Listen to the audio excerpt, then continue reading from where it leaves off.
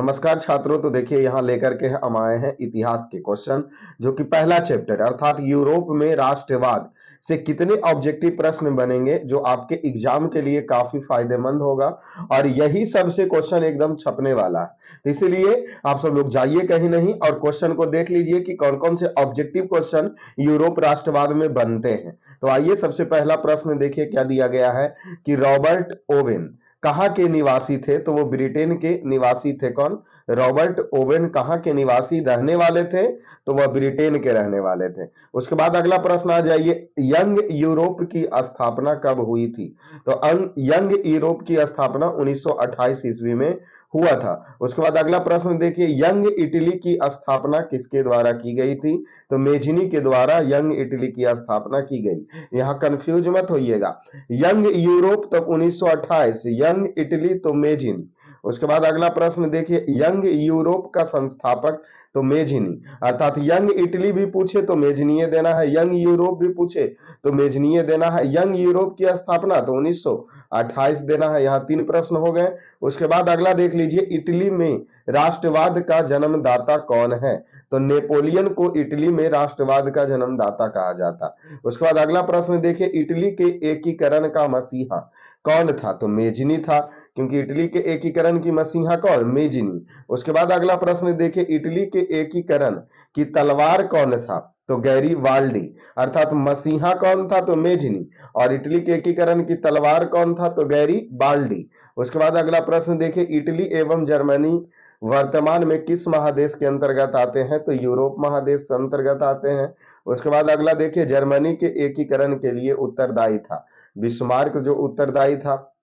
उसके बाद अगला प्रश्न देखिए, जर्मनी के एकीकरण का प्रमुख वस्तुकार कौन थे? तो बिस्मार्क है जो प्रमुख वस्तुकार थे।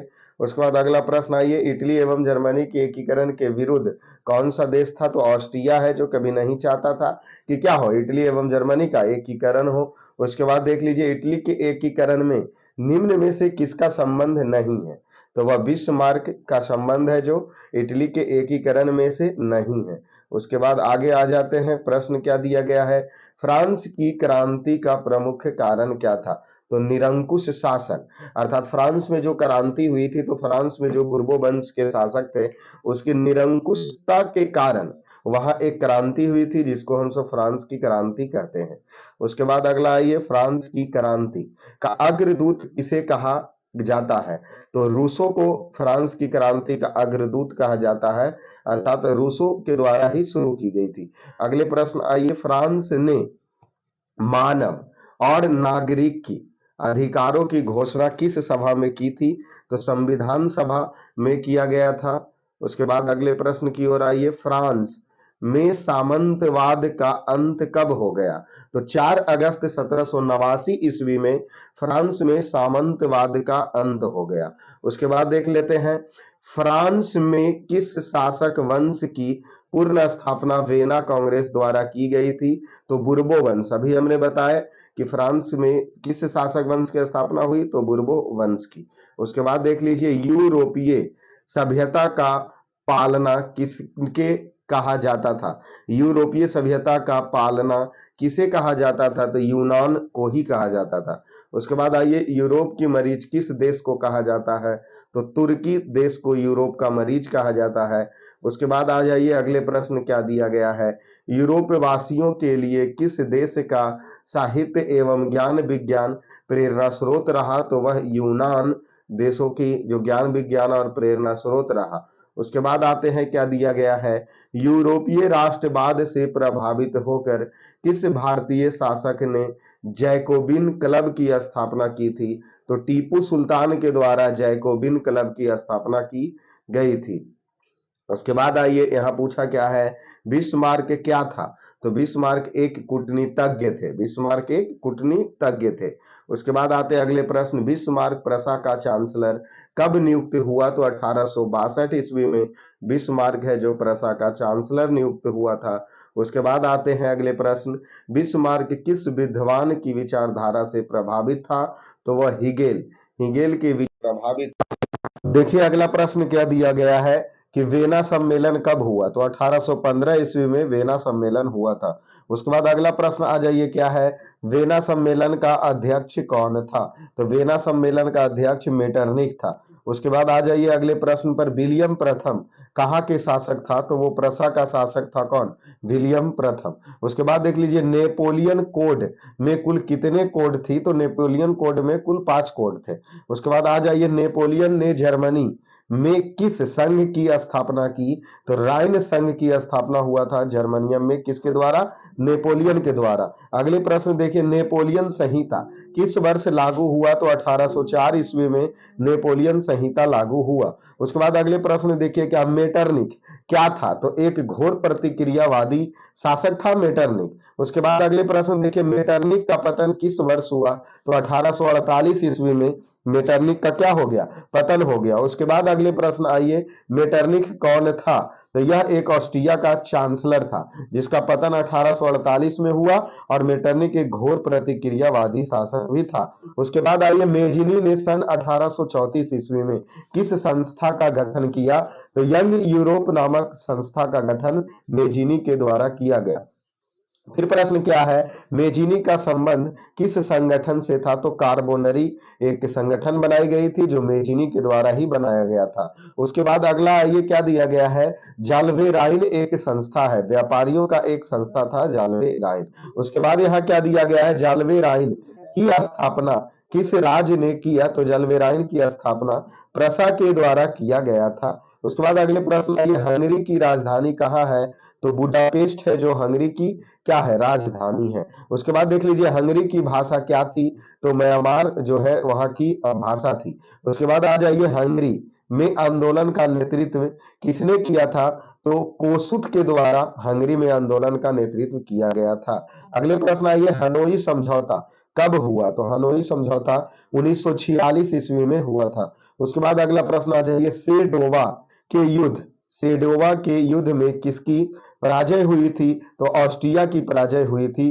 कौन से युद्ध में, सेडोवा के युद्ध में ऑस्ट्रिया की पराजय हुई थी। उसके बाद अगला प्रश्न है, सेडोवा का युद्ध किन के मध्य लड़ा गया था, तो यह ऑस्ट्रिया और प्रसा के बीच लड़ी गई थी सेडोवा के युद्ध, और इसमें पराजय हुआ था ऑस्ट्रिया को।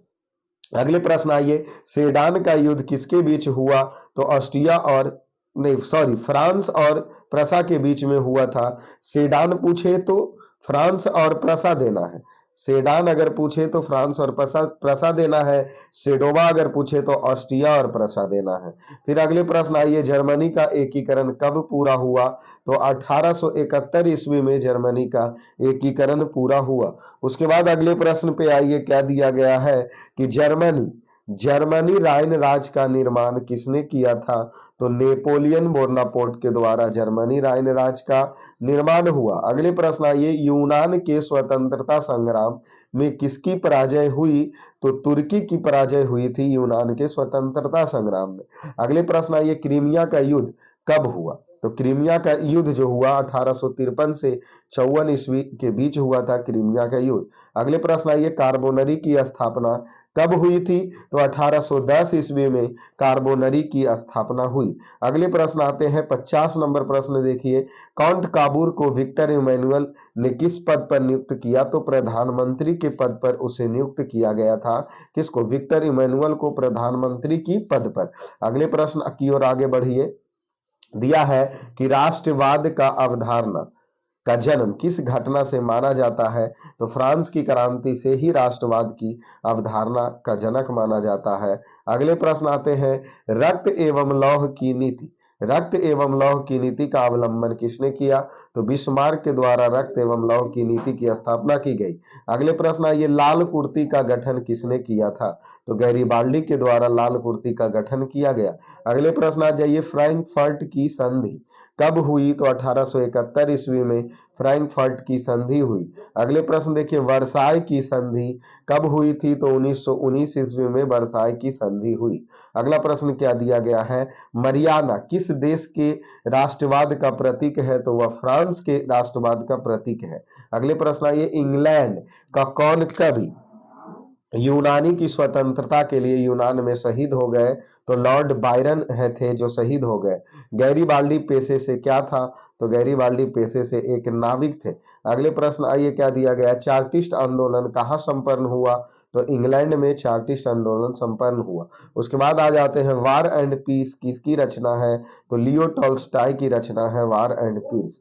उसके बाद अगले प्रश्न आते हैं किस युद्ध के बाद जर्मनी का एकीकरण हुआ? तो सेडान के युद्ध के बाद जर्मनी का एकीकरण हुआ। फिर अगला प्रश्न पूछा किस युद्ध में इटली का एकीकरण हुआ? तो सेडान के युद्ध में ही इटली का एकीकरण हुआ। अर्थात दोनों प्रश्नों का आंसर सेडान का युद्ध ही जाएगा। उसके बाद देख लीजिए क्या दिया गया, किस संधि द्वारा जर्मनी के एकीकरण पूरा हुआ? तो फ्रैंकफर्ट की संधि। संधि पूछे तो फ्रैंकफर्ट की संधि देना है। उसके बाद अगले प्रश्न देखिए क्या है, किसने कहा था फ्रांस जब छींकता है तो बाकी यूरोप को सर्दी और जुकाम होती है? यह कथन किसका था? तो यह कथन मेटरनिक का था, क्योंकि मेटरनिक एक ऑस्ट्रिया का क्या था? प्रतिक्रियावादी शासक था। अगले प्रश्न आइए, किसने अपने कूटनीति के बल पर इटली की समस्या को संपूर्ण यूरोप की समस्या बना दिया? तो काउंट काबूर इसका आंसर होगा। उसके बाद आते हैं कि सन 1870 ईस्वी में फ्रांस और प्रसा के बीच युद्ध कहाँ हुई थी? तो सेडान का युद्ध हुआ था 1870 ईस्वी में। अगले प्रश्न आइए क्या दिया गया है, 1829 ईस्वी में एड्रियानोपुल की संधि किस देशों के बीच हुई? तो तुर्की और रूस के बीच में 1829 में एड्रियानोपुल की संधि हुई थी। अगले प्रश्न आ जाइए क्या है, मार्च 1946 ईस्वी में फ्रांस और वियतनाम के बीच होने वाले समझौता किस नाम से जाने जाते हैं? तो इसका आंसर होगा इनमें से कोई नहीं। आप आंसर क्या होगा जो हमें कमेंट कीजिए 68 नंबर का। अगले प्रश्न देखिए क्या दिया गया है, 1830 ईस्वी की क्रांति के बाद फ्रांस में किस प्रकार की शासन स्थापित हुआ? तो संवैधानिक राजतंत्र की स्थापना 1830 ईस्वी में फ्रांस में एक शासन की स्थापना हुई थी। कौन से? संवैधानिक राजतंत्र। तो इस वीडियो में इतना ही, फिर मिलेंगे अगले वीडियो में इस हिस्ट्री के दूसरे चैप्टर के साथ। तो धन्यवाद।